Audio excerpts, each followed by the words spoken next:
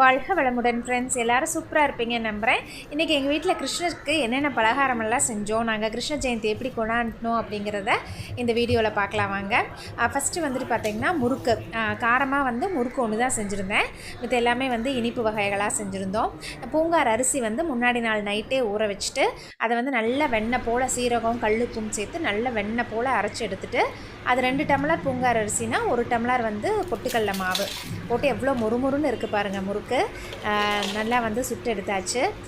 இது கூடவே வந்துட்டு பார்த்தோன்னா நம்ம இனிப்பு அவல் லட்டு, ரவா லட்டு, எள்ளு உருண்டை செய்யணும்னு நினச்சா அதை மறந்துட்டேன். பொட்டுக்கடல உருண்டை, இந்த மாதிரி எல்லா வகைகளும் செஞ்சுருக்கேன்.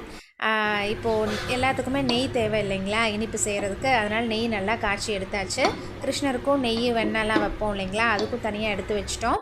இப்போ பார்த்திங்கன்னா வெல்லமும் தேவை. அதுக்கு 1/2 கிலோ வெல்லத்தை நல்லா இந்த மாதிரி அருகாமனையில் துருவி வச்சுட்டேன். ஸோ ஈஸியாக இருக்கும் நம்மளுக்கு கப் மெஷர்மெண்ட் பண்ணி நம்ம அவல் லட்டு, இந்த ரவா லட்டு இதெல்லாம் பிடிக்கிறதுக்கு. ஒயிட் சுகரே யூஸ் பண்ணலைங்க, எல்லாமே வெல்லம் தான் போட்டிருக்கோம். இது ரொம்ப உடம்புக்கு நல்லது இல்லைங்களா, ஒயிட் சுகர் நம்ம எப்போவுமே தவிர்த்துறது ரொம்ப நல்லது. இந்த பொட்டுக்கடலை மாவு, பொட்டுக்கடலை, ஏலக்காய், நம்ம பொட்டுக்கடலை உருண்டை சிம்பிளாக செய்வோம் இல்லைங்களா, முந்திரி பருப்பு போட்டு சுடு நெய் ஊற்றி நல்லா உருண்டை பிடிச்சி வச்சாச்சு. அடுத்தது வந்து வெல்லம் மெஷர் பண்ணி வச்சுருக்கேன். சிகப்பாவல், முந்திரி பருப்பு, ஏலக்காய் இதை வறுத்துட்டு இதையும் பொடி பண்ணி ரவை மாதிரி அவல் லட்டுக்கு. இதில் சுடு நெய் வந்து காய்ச்சி நெய் அதில் ஊற்றிட்டு இதையும் நல்லா உருண்டை பிடிச்சி வச்சாச்சு. இதுவும் சூப்பராக இருந்துச்சுங்க டேஸ்ட்டு. நல்லா ரவை அந்த நரன்னு வாயில் படுறதுக்கு ரொம்ப நல்லா இருந்தது.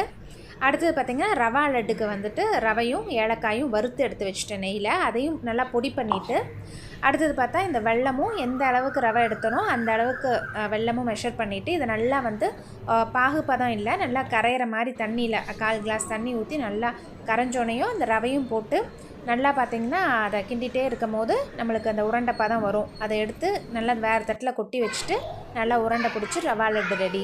வெண்ணெய் வந்து வெல்லம் போட்டு கிருஷ்ணருக்கு எடுத்து வச்சுருக்கோம்.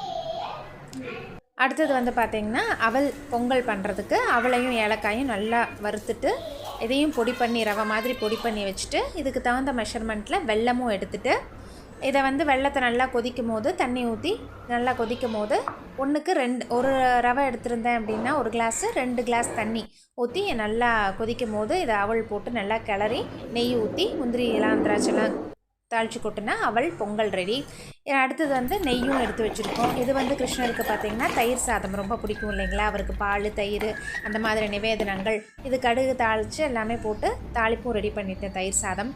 இப்போ எல்லாமே ஒன்றா சம்படத்தில் போட்டு எடுத்து வச்சு வாழை இலையில் போட்டு எல்லாமே பரிமாறி எங்கள் கிருஷ்ணரை ராதா கிருஷ்ணர் இருக்கிற இந்த படம் இதுதான், இப்படி தான் எங்கள்